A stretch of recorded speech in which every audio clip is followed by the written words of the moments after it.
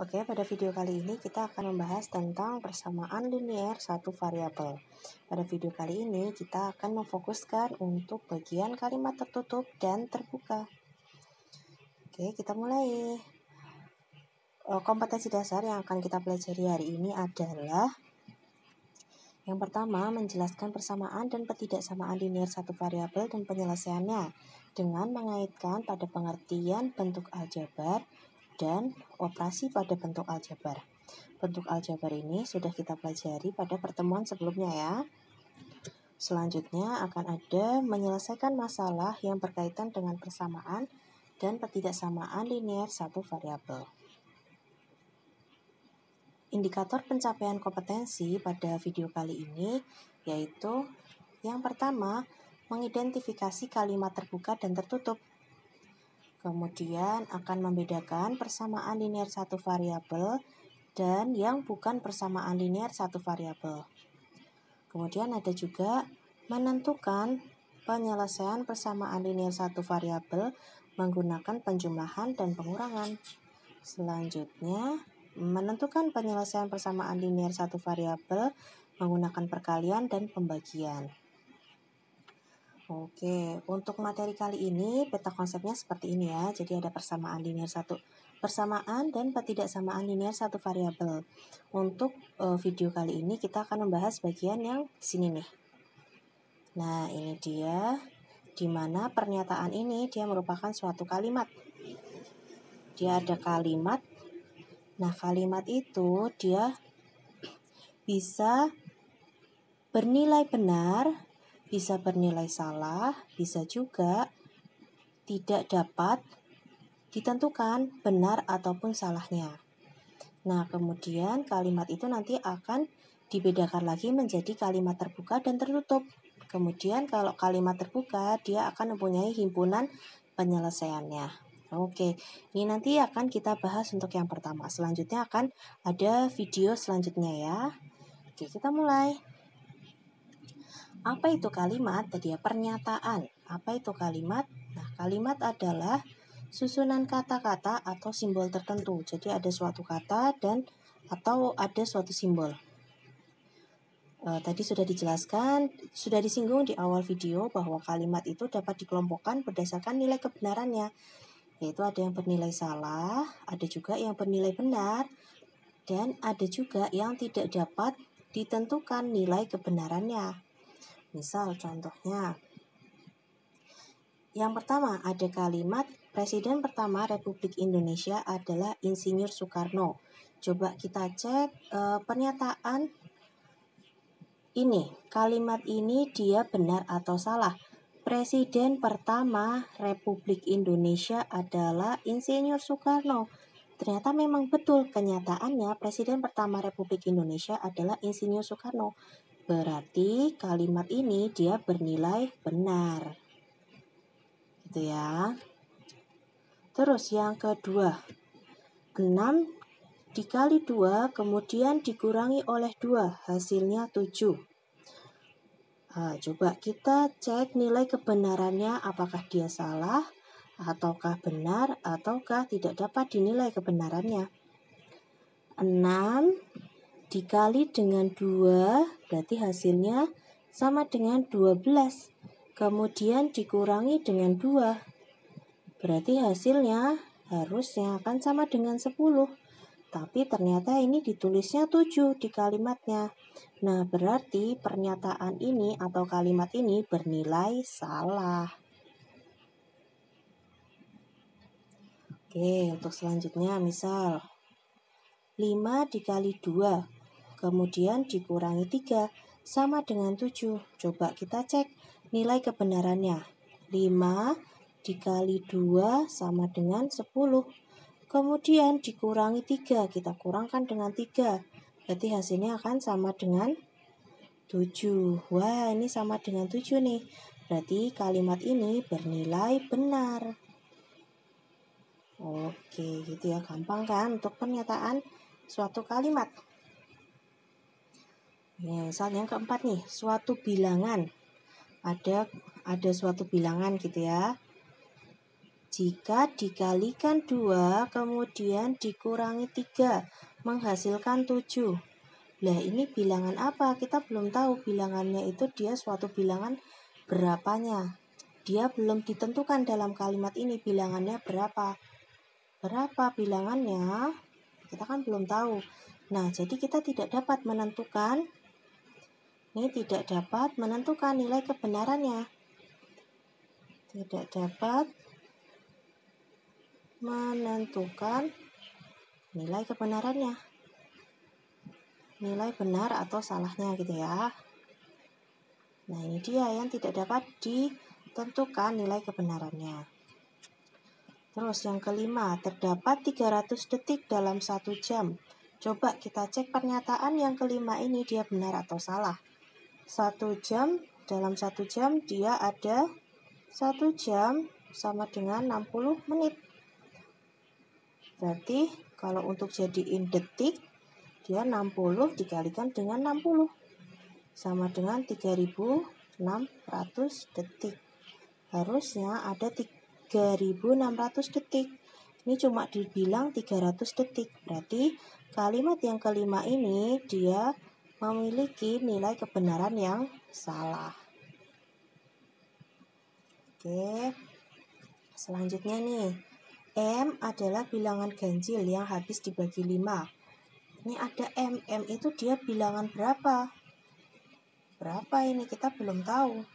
Nah, kalau kita belum tahu, berarti inilah yang dinamakan tidak dapat ditentukan benar salahnya. Benar atau salahnya. Nah, itu semua tadi termasuk dalam contoh suatu kalimat. Sedangkan tadi dibilang kalau kalimat itu dia ada 2 jenis ketika dikelompokkan berdasarkan nilai kebenarannya. Oke, kita akan belajar selanjutnya yaitu apa itu kalimat tertutup. Nah, kalimat tertutup adalah kalimat yang sudah diketahui nilai kebenarannya. Jadi sudah diketahui nilai kebenarannya. Jadi dia sudah tahu benar atau salahnya. Harus benar atau salah saja, tidak boleh keduanya. Misal contoh. Yang pertama, 3 bilangan kelipatan 8 yang pertama adalah 8, 16, dan 24. Coba kita cek dia benar atau salah. 3 bilangan kelipatan 8 yang pertama. Berarti kan otomatis yang pertama adalah 8. Kemudian kelipatan 8 bisa kita tambahkan lagi dengan 8. Tambah 8. Berarti ada 16. Terus tambah 8 lagi. Berarti ada 24. Nah, inilah 3 bilangan kelipatan 8 yang pertama. Ternyata hal ini atau kalimat tertutup ini dia memiliki nilai kebenaran yang benar. Nah, inilah yang dimaksud dengan kalimat tertutup. Dia sudah diketahui nilainya, kalimat yang pertama adalah benar. Kemudian yang kedua, bumi berputar mengelilingi matahari. Kita tahu bahwa bumi memang berputar mengelilingi matahari. Berarti pernyataan yang nomor 2 ini adalah benar juga. Terus yang ketiga, ayam berkembang biak dengan beranak. Benar atau salah ini ya? Coba kita cek kebenarannya. Ayam berkembang biaknya dengan harusnya bertelur. Nah, walaupun dia berarti yang ketiga ini dia memiliki nilai kebenaran yang salah. Nah, ini juga termasuk kalimat tertutup karena dia sudah spesifik berbentuk ayam berkembang biak dengan beranak. Dia memiliki pernyataan yang salah. Nah, itu tadi contoh kalimat tertutup. Jadi dia kalimat tertutup itu kalimat yang sudah diketahui nilai kebenarannya, salah saja atau benar saja, tidak boleh keduanya. Selanjutnya, karena kita udah belajar kalimat tertutup, sekarang Kita belajar tentang apa itu kalimat terbuka. Kalimat terbuka itu kalimat yang belum diketahui nilai kebenarannya. Ini belum diketahui nilai kebenarannya. Bernilai benar saja atau salah saja. Karena, dia belum diketahui nilai kebenarannya karena memiliki unsur yang belum diketahui nilainya. Contohnya nih, hewan berkaki 4 itu termasuk hewan herbivora. Hewan berkaki 4 itu tuh yang mana? Yang ditunjukkan hewan berkaki 4 yang mana? Bisa jadi dia herbivora, bisa jadi dia karnivora juga. Berarti kan kita belum tahu nih, dia itu benar atau tidaknya. Jadi ini belum diketahui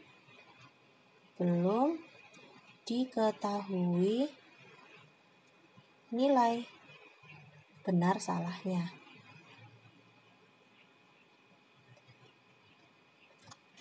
Terus yang kedua nih, 2 dikali jumlah permen di dalam kotak ditambah 5 adalah 29. Nih, unsur apa yang belum diketahui nilainya? Ternyata kalau kita perhatikan lagi kalimat nomor 2, dia ada jumlah permen di dalam kotak. Nah, ini jumlah permen di dalam kotak ini kita belum tahu nih jumlahnya berapa. Nah, inilah unsur yang belum diketahui nilainya. Unsur yang belum diketahui nilainya. Nah, maka dari itu kalimat yang nomor 2 ini juga termasuk kalimat terbuka karena belum diketahui nilai benar atau salahnya. Kemudian yang ketiga, suatu bilangan dikurangkan dengan 5 hasilnya sama dengan 11. Wah, ini ada suatu bilangan lagi nih. Bilangan berapa yang ditunjuk? Bilangan berapa? Berarti kan masih ada unsur yang belum diketahui.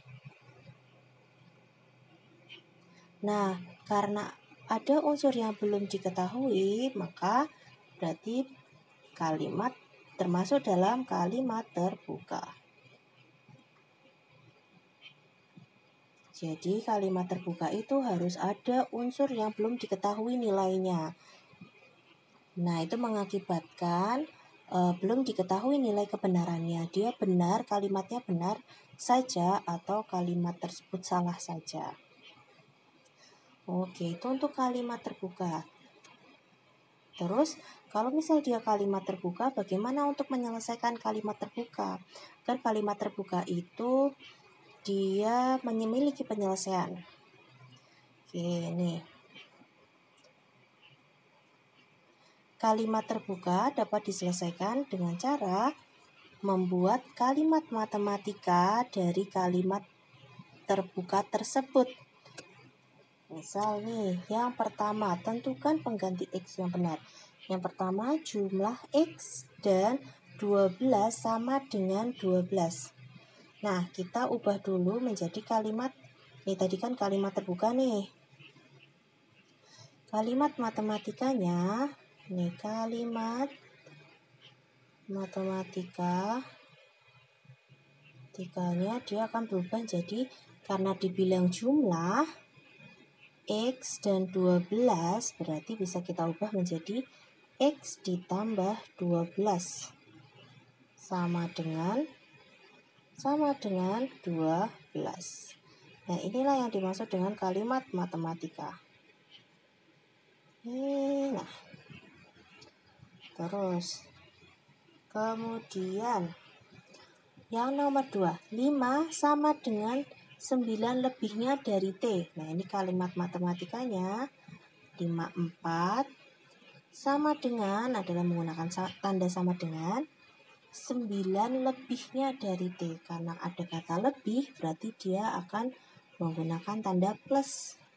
Berarti bisa kita simbolkan dengan T plus 9. Nah, ini kalimat matematikanya. Yang awalnya jadi dari kalimat terbuka, kita ubah menjadi kalimat matematika. Sekarang yang nomor 3, coba. 5 adalah 1/4 dari C. Nah, ini berarti kita tulis 5. Kata adalah ini menggunakan atau sama juga dengan sama dengan di kalimat matematika. Sama dengan. Nah, berarti 5 sama dengan 1/4. 1/4 kan berarti dia dituliskan 1/4 dari C. Kalikan dengan C. Nah, ini dia 5 sama dengan 1/4 C. Ini kalimat matematika dari nomor 3. Terus sekarang yang nomor 4. Bilangan A dibagi 5 sama dengan 6. Dibagi ya, dibagi berarti A dibagi dengan 5 sama dengan 6. Nah, ini juga kalimat matematikanya. Nah, ingat, kalau untuk penyelesaian kalimat terbuka, kita harus mengubah dulu dari kalimat terbuka menjadi kalimat matematika.